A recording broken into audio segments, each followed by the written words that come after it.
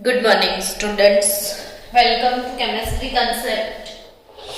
बच्चों, फिर से केमिस्ट्री में एस ब्लॉक। अब सोचने लग गए होंगे, है ना, आज क्या पढ़ेंगे। यस, कल हमने एनामोलस बिहेवियर ऑफ लिथियम यानी कि लिथियम अपने ग्रुप के बाकी के एलिमेंट के साथ जो एनामोलस बिहेवियर दिखाता है, यानी ग्रुप के अदर मेंबर जैसे प्रॉपर्टी नहीं है, उसके थोड़े डिफरेंट है और उसके केमिकल प्रॉपर्टीज मैच होते थे बेरिलियम के साथ, सॉरी मैग्नीशियम के साथ। तो कल का टॉपिक भी हमारा वही था ना, diagonal relationship of lithium with magnesium. And today yes again diagonal relationship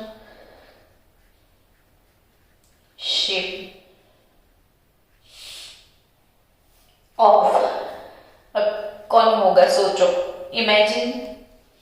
lithium magnesium का तो पढ़ लिया, अब किसका टर्न है ना, सोचा क्यों ऐसा सोचोगे अब तो बेरिलियम एंड एल्यूमिनियम।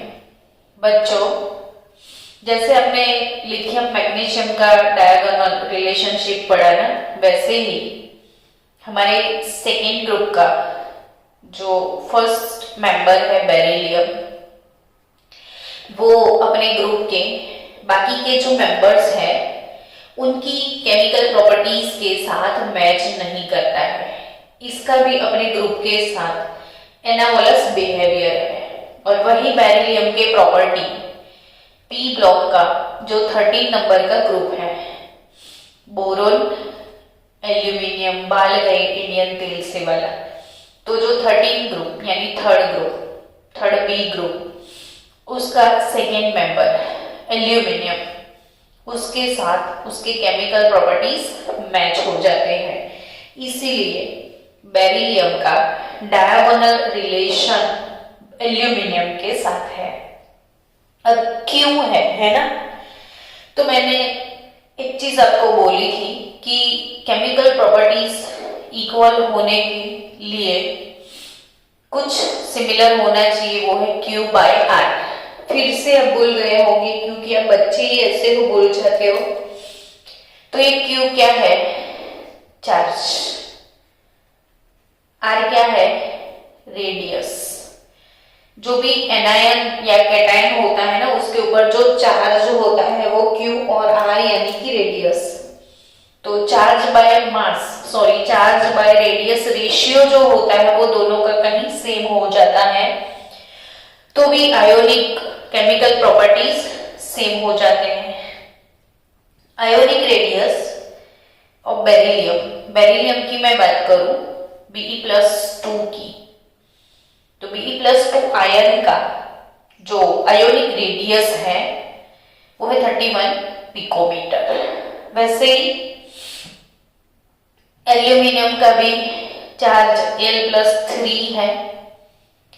तो बच्चों, बेरिलियम Be+2 और एल्यूमिनियम की दोनों की मैं बात करूं तो इन दोनों का क्या सेम है, Q बाय R रेशियो दोनों का ऑलमोस्ट सेम, ऑलमोस्ट, ऐसा नहीं कि 100% कट टू कट सेम हो, लेकिन इसका चार्ज है +3 अपॉन रेडियस ऑफ L+3, इसका चार्ज है +2 अपॉन रेडियस ऑफ Be+2। तो इन दोनों का जो charge by mass, charge by radius ratio है वो दोनों सेम हो जाता है। मुझे एल्यूमिनियम का रेडियस ऑलमोस्ट नहीं पता है, तो हमको जरूरत भी नहीं है, वैसे जस्ट मैं एक्सप्लेन कर रही थी कि इसका जो चार्ज है वो +3 अपॉन radius of aluminium which I don't know but x and +2 by 31, ये दोनों रेशियो जो है दोनों का सेम हो जाता है। तो इसकी वजह से इनके प्रॉपर्टी सेम है। अब ऐसे कौन कौन से प्रॉपर्टी जो सेम है इसके डिस्कशन कर ले। ये सारे इंपॉर्टेंट क्वेश्चन है नीट जी कॉम्पिटिटिव के लिए, इसलिए इसे हमें डिस्कस करना बहुत जरूरी है। बेरिलियम एंड एल्यूमिनियम आप नोटबुक में ऐसे ही अच्छी तरह से पूरी नोट्स बना देना, हाँ, जो आपको नीट में काम में आएगी। नोट्स जितना लिखोगे ना उतना आपको फायदा होगा, और अच्छे से ऐसे सब लिखो, फायदा हो जाएगा। बेरिलियम एंड एल्यूमिनियम दोनों की बात करें तो दे does not react very fast. They does not react very fast with acid because of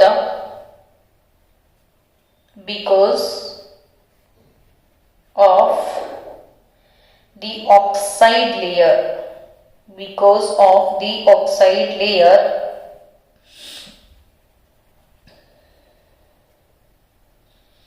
on the surface of metal, यानी जो भी बेरिलियम एल्यूमिनियम मेटल है उसकी सरफेस पे ऑक्साइड का लेयर आ जाता है। आपको भी पता है ना, घर में, आपके घर में कॉपर की अगर यूटेंसिल्स है, कॉपर का कुछ भी आप यूज करते हो, तो जैसे अभी अभी आपने उसको साफ करके रखे हैं तो वो ज्यादा एकदम क्लीन कर लिए है ना, तो बहुत शाइनी होंगे, बहुत शाइन मारेंगे। इसका कॉपर का ना आपको वो रेड कलर अच्छे से दिखेगा, लेकिन एक दो दिन वही कॉपर को ऐसे ही बाहर छोड़ दिया तो उसका जो पूरा सरफेस है वो डल हो जाता है, यानी कि उसके सरफेस पे रस्टिंग हो जाता है, तो इसे रस्टिंग बोलते हैं। तो वो रस्टिंग क्यों हुआ? तो मेटल और एटमॉस्फेयर में मॉइस्चर भी है और एटमॉस्फेयर में ऑक्सीजन भी है, तो वही मेटल जो है एटमॉस्फेरिक मॉइस्चर और एटमॉस्फेरिक में जो ऑक्सीजन गैस है उससे रिएक्ट करके अपनी सरफेस पे ऑक्साइड का लेयर बना लेती है। तो यही चीज है कि बेरिलियम और एल्यूमिनियम दोनों के सरफेस पे ऑक्साइड का लेयर होता है ना, इसकी वजह से ये दोनों कॉपर के साथ ये दोनों एसिड के साथ रिएक्ट नहीं करते हैं जल्दी, ऑक्साइड के लेयर की वजह से। चलो सेकेंड पॉइंट की बात करें तो बेरिलियम हाइड्रोक्साइड बहुत ही ज्यादा इंपॉर्टेंट पॉइंट है, याद रखना बच्चों। Beryllium hydroxide BeOH twice, beryllium hydroxide का फॉर्मूला क्या है? BeOH twice. तो beryllium hydroxide become soluble in excess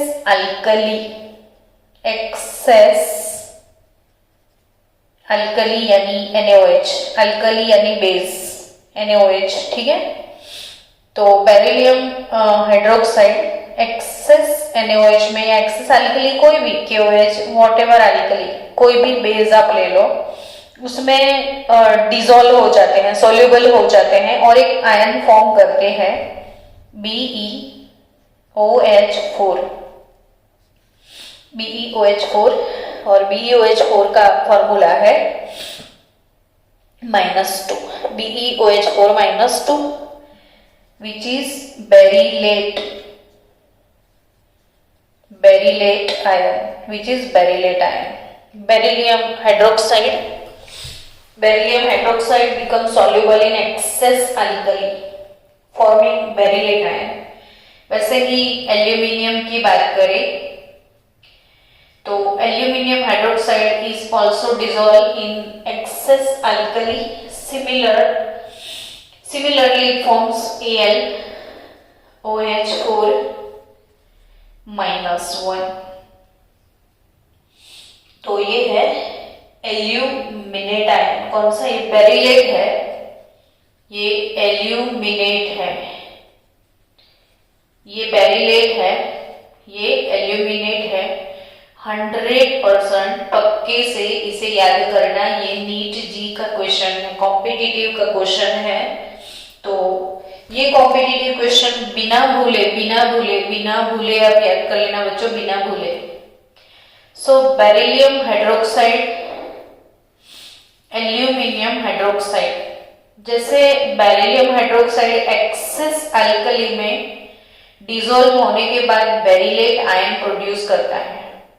अभी कैसे पूछेंगे, तो ये जो बेरिलेट आयन का फॉर्मूला है बाय हार्ट करना जरूरी है। बेरिलियम से बेरिलेट, एल्यूमिनियम से एल्यूमिनेट, ये दोनों का फॉर्मूला आपको आना चाहिए, है ना।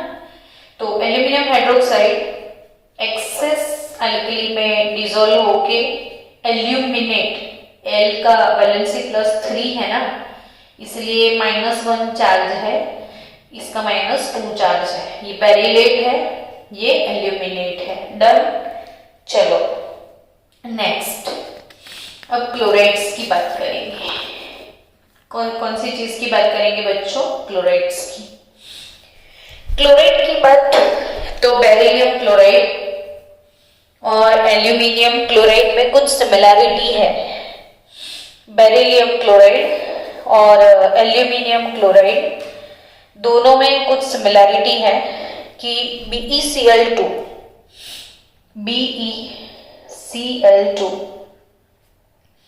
Beryllium chloride in vapour phase, कौन से फेज में बच्चों? मैं वेपर फेज की बात करती हूँ, वेपर फेज। तो beryllium chloride in vapour phase forms dimer. In vapour phase it forms dimer. Di यानी 2, मर यानी मॉलिक्यूल, दो मॉलिक्यूल एक साथ कंबाइन होते हैं, दो मॉलिक्यूल एक साथ कंबाइन होते हैं जिसे डाइमर बोलते हैं। और BeCl2 इन vapour phase forms dimer having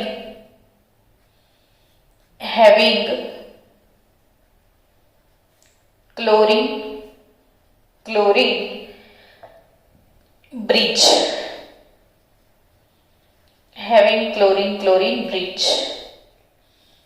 तो ऐसा क्या सेम एल्यूमिनियम में भी होता है ना? वही क्वेश्चन हुआ ना आपको? Yes.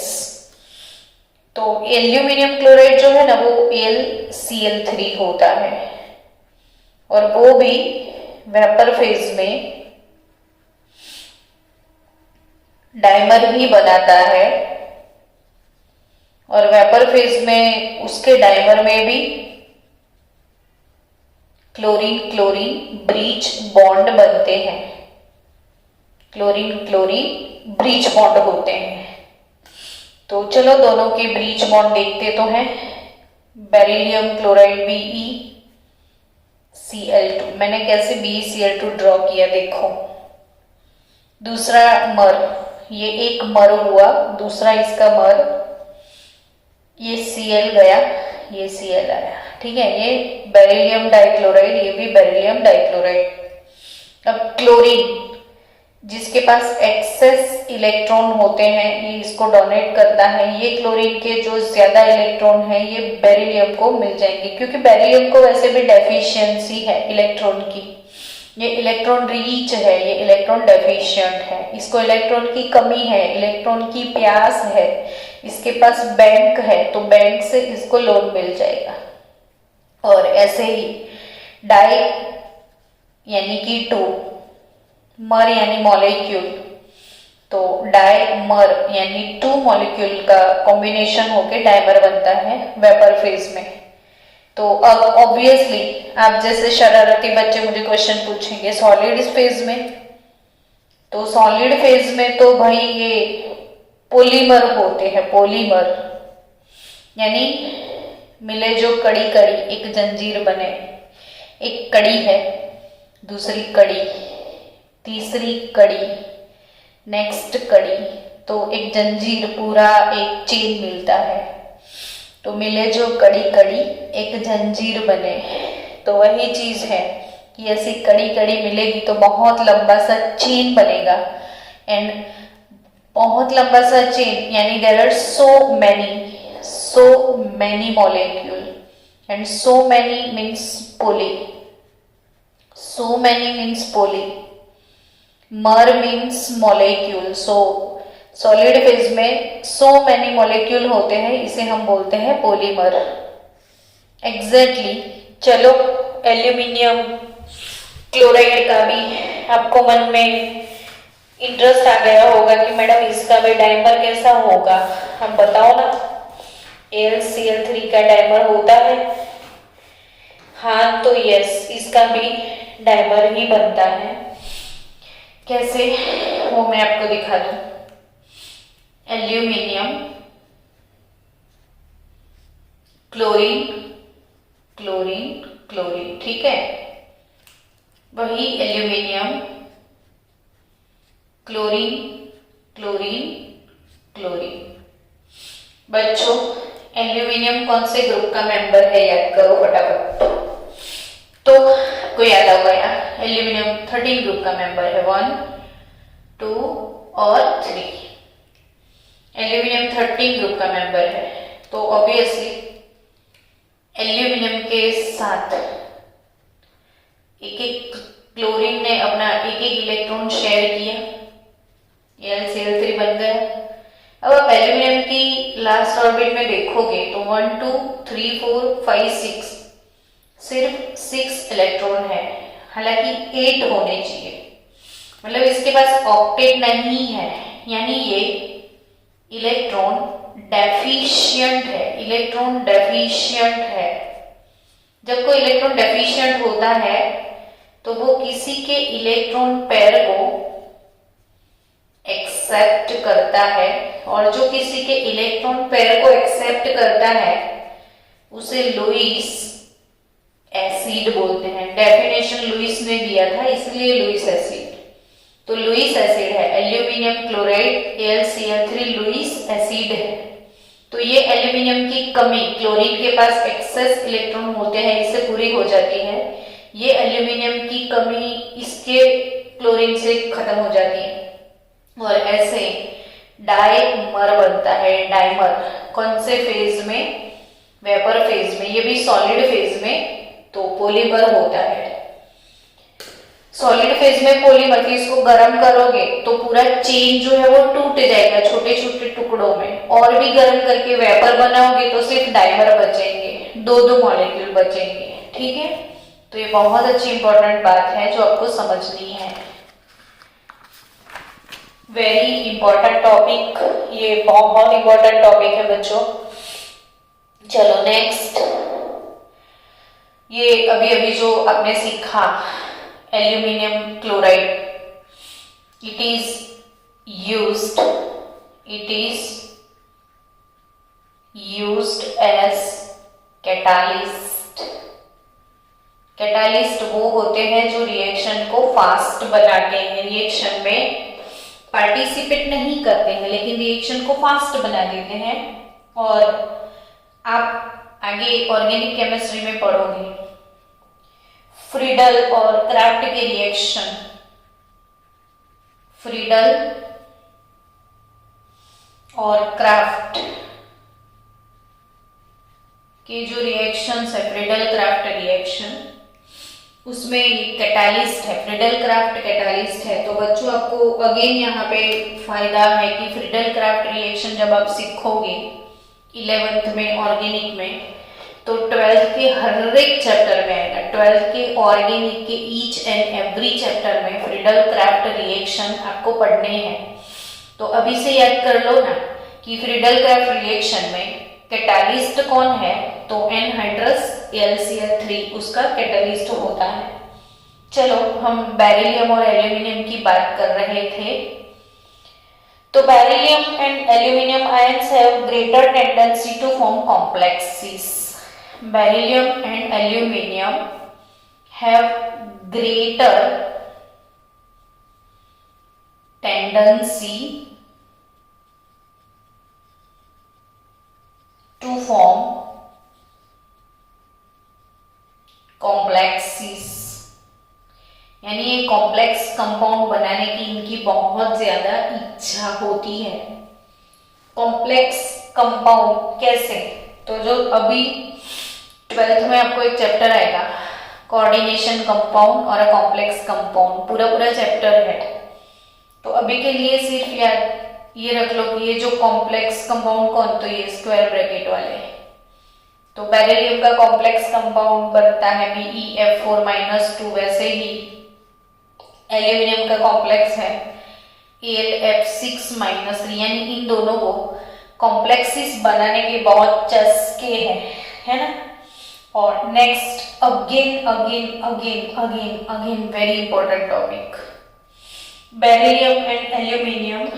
Beryllium and aluminium is passive towards nitric acid, passive towards nitric acid, यानी नाइट्रिक एसिड के साथ वो रिएक्ट नहीं करते हैं, इनको नाइट्रिक एसिड अच्छा नहीं लगता है।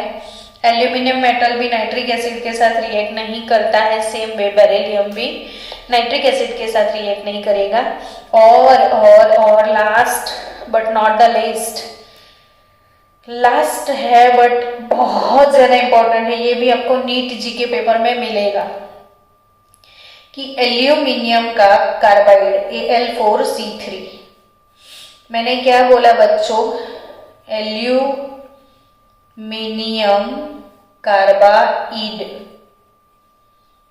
एल्यूमिनियम कार्बाइड एंड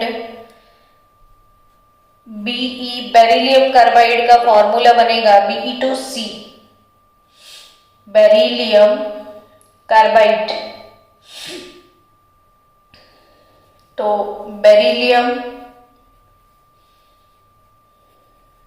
कार्बाइड और एल्यूमिनियम कार्बाइड, बेरिलियम कार्बाइड और एल्यूमिनियम कार्बाइड, दोनों का अगर हाइड्रोलिसिस होता है, दोनों का क्या, हाइड्रोलिसिस यानी विथ वाटर, इन दोनों का रिएक्शन विथ वाटर क्या, कौन सा गैस प्रोड्यूस करेगा।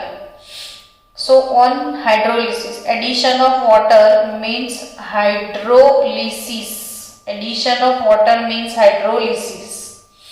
एल्यूमिनियम कार्बाइड, वैसे इसका फॉर्मूला कैसे डेवलप किया जाए वो सीखो कि एल्यूमिनियम का वैलेंसी फैक्टर +3 है, ये सबको पता है।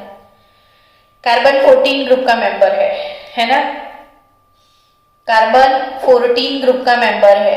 तो 14 ग्रुप का मेंबर जिसके आउटर मोस्ट ऑर्बिट में 4 इलेक्ट्रॉन है, यानी कार्बन 4 गेन कर सकता है या कार्बन 4 लूज कर सकता है। अगर ये पॉजिटिव है तो कार्बन को नेगेटिव बनना पड़ेगा।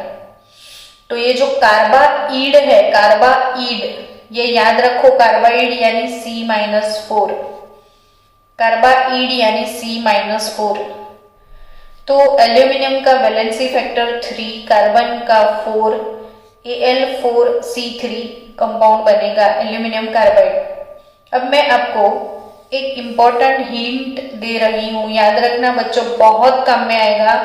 Very very very important trick और हिंट फॉर नीट जी। किसी का भी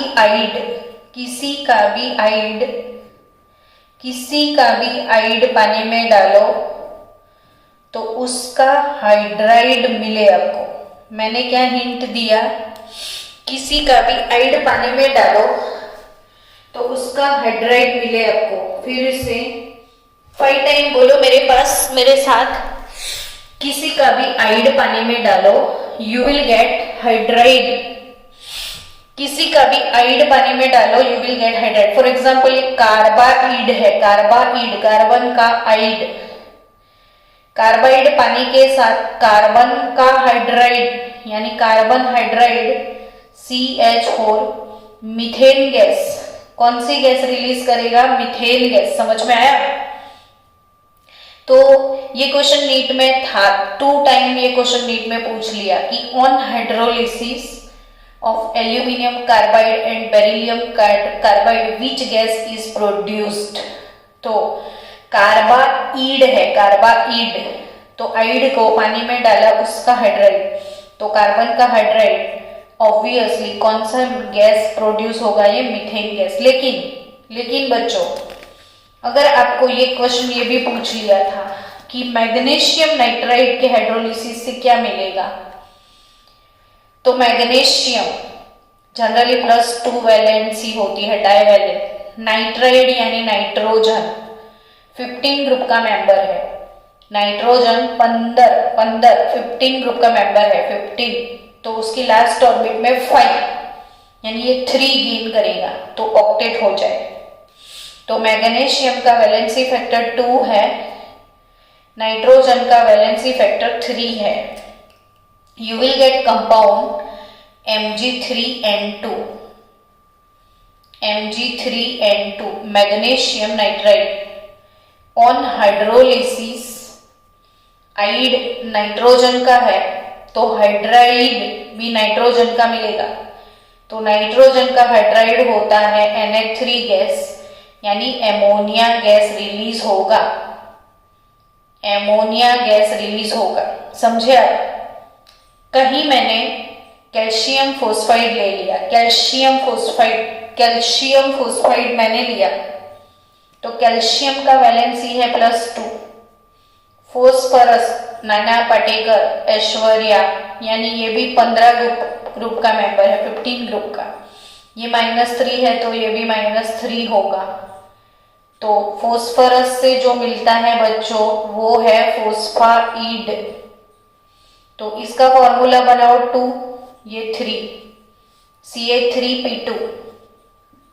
Ca3P2, calcium phosphide on hydrolysis, phosphorus का हाइड्राइड PH3 गैस आपको मिलेगा, PH3 गैस यानी कि फोस्फीन गैस।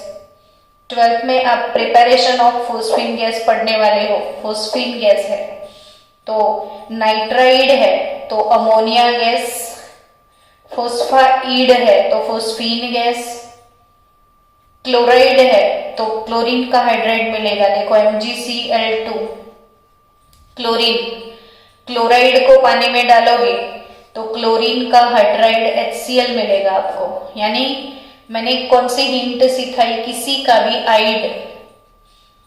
भी आइड पानी में डालो आपको उसका मिले हाइड्राइड, किसी का भी आइड पानी में डालो उसका मिलेगा। जैसे कैल्शियम कार्बाइड है CaC2, कैल्शियम कार्बाइड, उसको मैंने हाइड्रोलिसिस कर लिया तो कार्बन का हाइड्राइड C2H2 इथाइन गैस मिलेगा आपको। कौन सा गैस मिलेगा? Ethyne gas. तो कैल्शियम कार्बाइड से carbon hydride C2H2 ethyne gas मिलेगा। तो ये चीजें जो कि आपको याद रखनी ही है, समझ गए बच्चों? It is for your competitive levels. हर एक चीजों को टाइम लगता है पढ़ने में, बट वो इम्पोर्टेंट है तो टाइम लगेगा। यानी ये सारे फैक्ट खत्म हो गए। चलो अब फटाफट से पढ़ लिया जाए, फटाफट से सीखते हैं। एनामोलस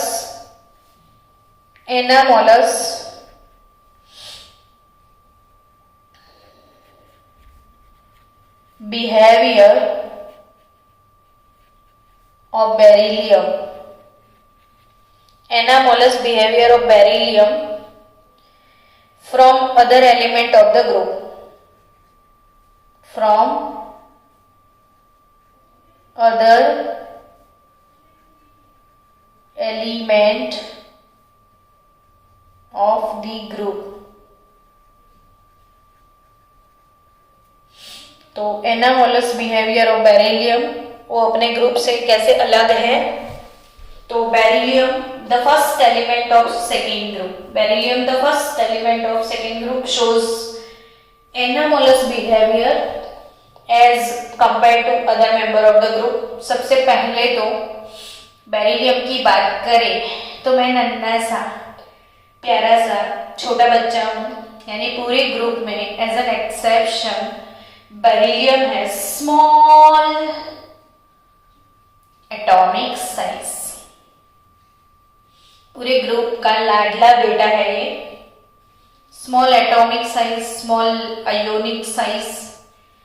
और जो भी स्मॉल होते हैं ना बच्चों, जिनकी साइज काफी स्मॉल होती है, तो स्मॉल साइज छोटू मोटू लोग, स्मॉल साइज छोटू मोटू लोग, स्मॉल साइज छोटू मोटू लोग इनके कंपाउंड जो होते हैं छोटू मोटू लोगों के जो भी कंपाउंड्स होते हैं ना, वो कंपाउंड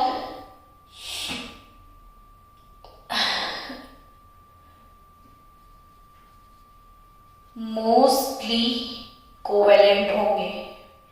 बहुत बार ये चीज पूरे चैप्टर में मैंने बोली है कि जिनका साइज छोटा होता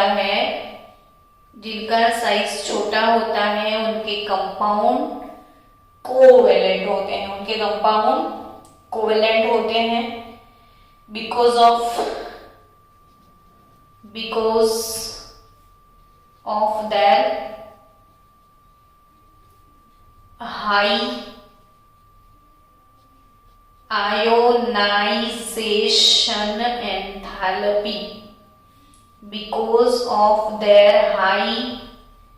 ionisation enthalpy, and small size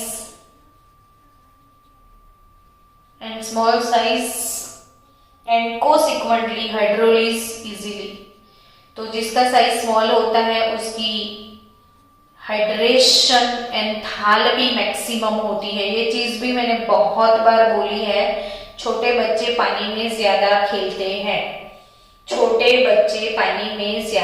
खेलते हैं, मतलब बच्चों छोटी साइज वाले लोग, उनके कंपाउंड एक तो कोवेलेंट होते हैं, साइज छोटा है, तो आयोनाइजेशन एंथैल्पी मैक्सिमम होता है एंड हाइड्रेशन एंथैल्पी भी इनका मैक्सिमम होता है। सो पानी में इजीली, मॉइस्चर में इजीली हाइड्रोलाइज्ड हो जाते हैं ये लोग। चलो बेरिलियम, सेकेंड थिंग, बेरिलियम जो कि है उसका कॉन्फ़िगरेशन आप देखोगे तो 1s2 2s2 2p0 नंबर 4 है ना इसका। तो इसके पास टोटल इलेक्ट्रॉन वैलेंस ऑर्बिट की बात करो तो ये वैलेंस ऑर्बिट है आउटर मोस्ट 2 नंबर की। तो वैलेंस ऑर्बिट में टोटल नंबर ऑफ ऑर्बिटल्स कितने हैं वो सोचो। तो वैलेंस ऑर्बिट में ऑर्बिटल्स कितने हैं, तो एक 2s है इसमें और 3 ऑर्बिटल्स इसमें 2p है। px p के 3 ऑर्बिटल अभी भी किसी को नहीं पता है तो याद कर लो कि p ऑर्बिटल है 3 sub orbital px py pz और टोटल ऑल टुगेदर 4 ऑर्बिटल्स इन वैलेंस ऑर्बिट। जिसके पास 4 ऑर्बिटल्स होते हैं उनकी मैक्सिमम बॉन्ड कैपेसिटी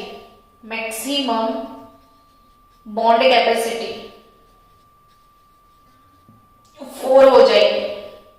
यानी बेरिलियम जो है एक कॉम्प्लेक्स, अभी हमने लिखा था आगे की थियरी में कि BeF4-2 है ना, ऐसा लिखा था एक कॉम्प्लेक्स। यानी बेरिलियम के आजू बाजू में सिर्फ 4 फ्लोरीन आ सकते हैं क्योंकि उसके पास 4 ऑर्बिटल है। आपके घर में 4 कमरे हैं, किसी को गेस्ट को बुलाने के लिए ऑब्वियसली 4 रूम है, आपके पास 4 रूम है तो 4 गेस्ट ही आएंगे ना, ज्यादा कहां से आएंगे। तो इसकी वजह से बेरिलियम के आजू बाजू में 4 लोग होते हैं और आजू बाजू में जो लोग होते हैं इसे कोऑर्डिनेशन नंबर बोलते हैं। तो बेरिलियम के आजू बाजू में 4 फ्लोराइड होने की वजह से इसका कोऑर्डिनेशन नंबर 4 है। यानी बेरिलियम जो है उसका मैक्सिमम कोऑर्डिनेशन नंबर 4 होता है क्योंकि इसमें d ऑर्बिटल नहीं है। जबकि एल्यूमिनियम का देखोगे ना तो आपने एल्यूमिनियम का कॉम्प्लेक्स लिखा था जैसे, तो एल्यूमिनियम का कॉन्फ़िगरेशन देखो, नियॉन 3s2 3p1, यानी उसकी वैकेंट ऑर्बिट देखो, लास्ट ऑर्बिट 3 नंबर की है तो 3 नंबर में 3s होता है, 3p होता है, 3d होता है। तो s का 1, p के लिए फिर 3 और d के लिए 5, all together there are 9 orbitals. यानी वो मोर देन 4 बॉन्ड बना सकता है। तो एल्यूमिनियम का कंपाउंड आपने देखा था, Al ने 6 फ्लोरीन के साथ बॉन्ड बनाए थे। जबकि बेरिलियम के पास सिर्फ 4 है।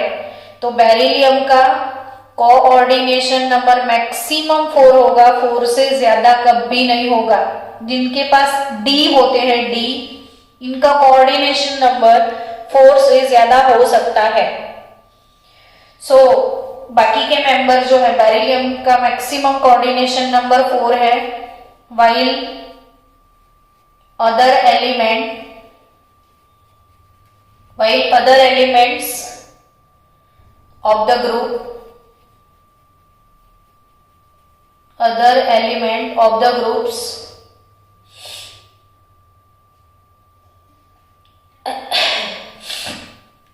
can utilize d orbitals and obtain